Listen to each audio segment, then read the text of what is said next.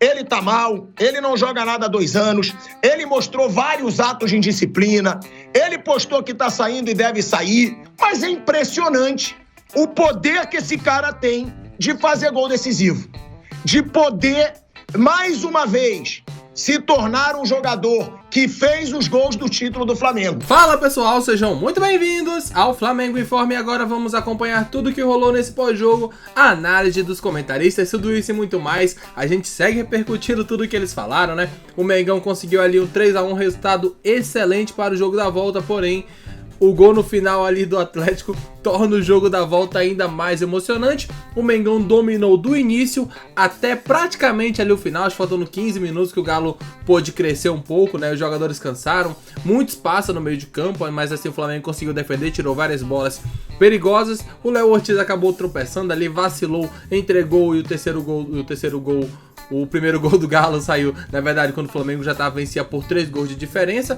e, consequentemente, traz um temperinho a mais para o jogo da volta. O pilhado ficou maluco, Mauro César, Vampeta, todos puderam analisar e elogiar demais essa atuação dessa equipe do Flamengo. É o que vamos acompanhar a partir de agora. O link da Jovem Pan Esportes estará aqui na descrição para que vocês possam acompanhá-los na íntegra. Do River Plate, e hoje veio, que nem o Tico fala, né? O Mauro César no modo banana para uma final de Copa do Brasil. Eu sempre falo, tô falando, o ano do Atlético Mineiro, um ano bom, foi campeão mineiro, tá numa final de Copa do Brasil e numa final de Libertadores. Olha como é a competição. Se não ganha nenhuma das duas, é capaz de ficar de fora da Libertadores do ano que vem, pela colocação que está no Campeonato Brasileiro. Tem jogo a menos, tem um jogo a menos, que é contra o Atlético Paranaense, né, que é lá no Paraná. Em relação ao Gabigol, né, chega na final, faz 2, participou bem, jogou bem, e aí vai ficar aquela interrogação, viu, Pepeno e Flávio?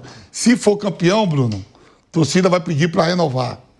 Se não for, a diretoria não vai querer renovar. Tem isso muito, se for campeão, e ele fazendo gol que ele fez, hoje a torcida, eu falei aqui no... Ele beijou a bandeira. Não, e aqui no... Ele valorizou pra caramba. O pilhado já está aí, hein? E aqui no intervalo, ou no Canelada de meio-dia, eu falei, ó, a gente tava na dúvida aqui, né, do Alcaraz e o Gabigol, né, sobre a escalação. Todo mundo queria o Alcaraz. Que, aliás, não.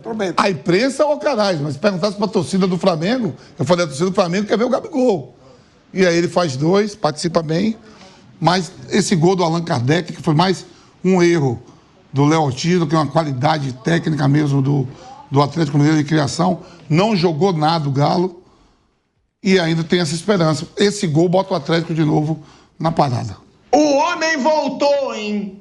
O homem voltou, até caiu a energia aqui, em tudo, no estúdio, porque o homem voltou. Esse desânimo do Vampeta é porque o homem voltou. O homem fez 2, participou do primeiro gol. E você já sabe, né, meu amigo Marcos André? Comigo é assim, cada dia é um dia, meu amigo. Critica hoje de tarde, critica ontem.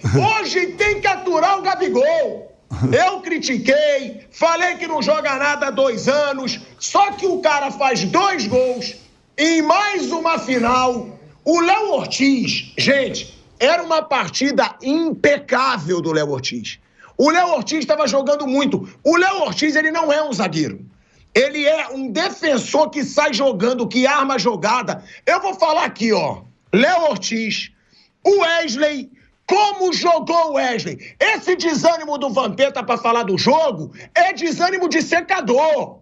Eu já falo logo. E vai perder 200, hein? Vai perder 200. Felipe Luiz, ó, pressionando o Atlético Mineiro, jogando, criando jogada. Chega daquele Flamengo do Tite. Chega. Time que cria, faz chance de gol, joga com coragem. E, ó, o Wesley, Léo Ortiz, Gabigol tem que se render. E o Gerson? O Gerson é um monstro. Gerson e Wesley. O Léo Ortiz ia estar nesse trio. Só que aquele erro ridículo pro gol do Allan Kardec, claro, pesa um pouco pro Léo Ortiz. E o Flamengo poderia ter saído por 3-0.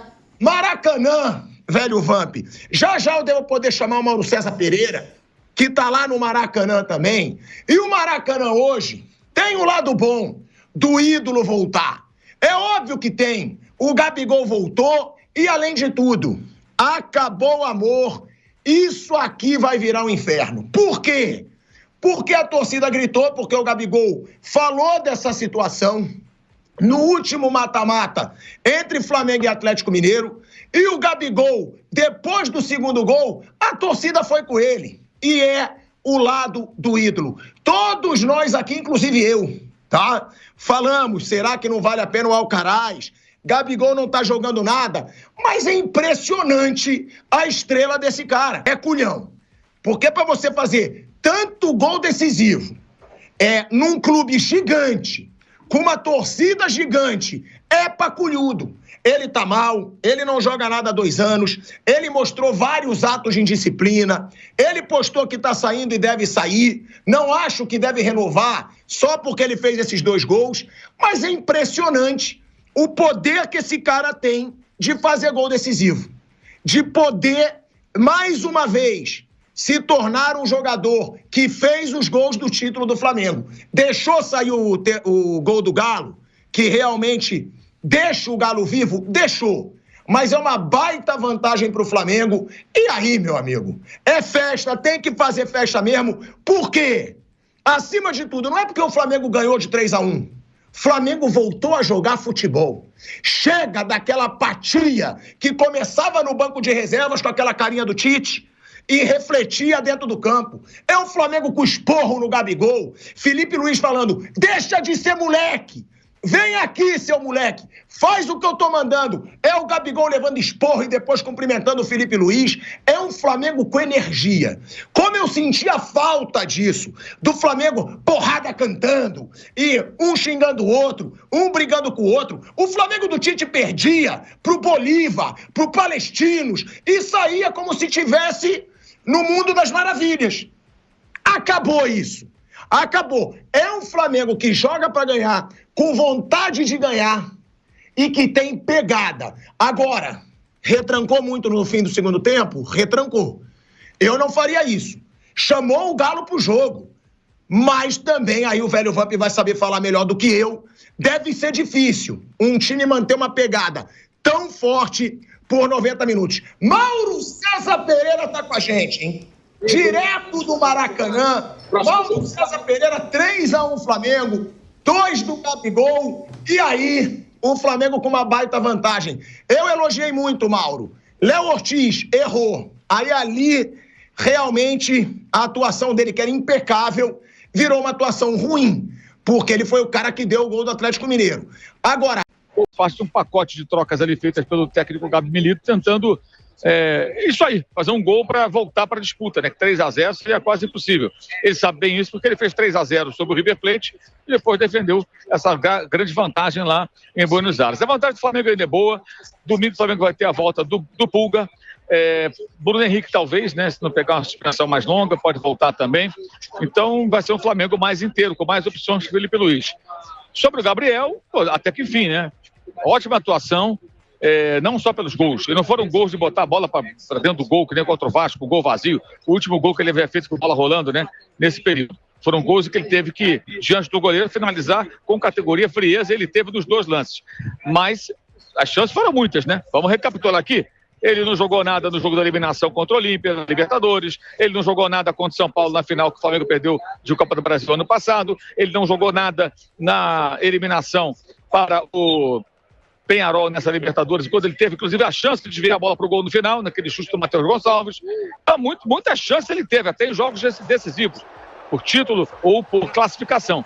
Mas hoje ele foi muito bem. Hoje o Gabigol reapareceu. Estava sumido o Gabigol. Só tinha o Gabriel, o Gabi, Gabriel Barbosa, Gabigol, não. Hoje ele teve a atuação de Gabigol. Não foi a melhor atuação dele pelo Flamengo, não. Já jogou mais do que isso, bem mais. Mas foi uma bela partida. Ele fez uma abertura de jogada para o Michael, essa que a gente está vendo aí logo no começo do jogo. Ele fez pivô, ele participou do primeiro gol.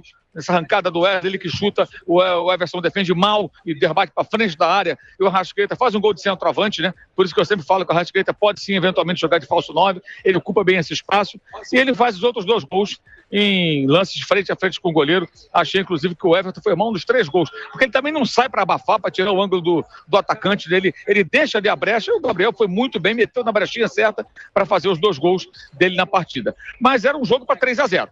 O Flamengo jogou para ganhar por 3 gols. O gol que deu praticamente na falha do Léo Ortiz muda o cenário, mantém o Atlético com uma chance um pouquinho maior. O Atlético já fez virada em cima do Flamengo de 3-0 no agregado para 4-1, com bola rolando em Belo Horizonte, e para cima do Corinthians na fase anterior da primeira Copa do Brasil, que foi 2014. Mas, de fato, foi uma atuação boa do Flamengo. O Felipe Luiz foi extremamente feliz nas escolhas. O Michael participa do primeiro gol. O Plata participa do segundo gol. Ele que raspa de cabeça para o Gabriel entrar e finalizar. Então, quase tudo deu certo. Só a falha do Léo Ortiz foi o ponto negativo num domingo realmente quase perfeito para o Flamengo. Então tá aí, né, um pouco da análise aí do Mauro, de como ele pôde analisar e ver esse jogo, essa grande partida do Flamengo, né? O Flamengo poderia, claro, ter vencido, o Flamengo poderia... Opa, Gabriel, não sei. O Flamengo poderia ter conseguido uma vantagem maior? Poderia. Poderia estar o 3? Poderia. Poderia estar 4-0? Poderia também. Porém, assim, no final das contas, o Flamengo sai de lá no Maracanã com um excelente resultado, né? Um 3-1. Não é ruim. Pô, você sair de um jogo com o Galo numa final com 2-0 de vantagem, o Flamengo tem 2 gols de vantagem, é bastante coisa. Então assim, a torcida tem que chegar e comemorar, ao invés de se apegar a esse gol sofrido no final. Assim, acho que tem que olhar o copo ali, em vez de você olhar o copo vazio, tem que olhar ele ali meio cheio, né? Que acho que fica da melhor maneira possível. É a maneira de analisar esse jogo. O Mengão vence, 2 gols de vantagem, tá bom demais pra uma final, pô. Uma final contra o Atlético Mineiro, que também tá na final da Libertadores. Ou seja, a gente sabia que não seria fácil. O jogo foi bem melhor do que acho que todos esperavam. Foi uma massa do Flamengo, porém com vacilo, como o Mauro César falou, que agora pode custar caro, mas é permanecer com os pés no chão e jogar bola na volta. Porque se for jogar como atuou contra o Palmeiras, por exemplo, ainda nessa Copa do Brasil, a situação pode ficar um pouco complicada. Tem que chegar lá e jogar de igual para igual. Se for resolver dar a bola pro Galo e falar vamos segurar o resultado, aí pode complicar, mas certamente Felipe Luiz não fará isso, porque é um treinador muito inteligente. Então o Mengão tem tudo para conquistar esse título. Diz o que você achou, comente abaixo, que é importante demais saber o que vocês pensam, e daqui a pouco voltaremos repercutindo tudo sobre essa incrível vitória do Mengão e um 2-0 de vantagem para o jogo da volta. Até logo mais, valeu!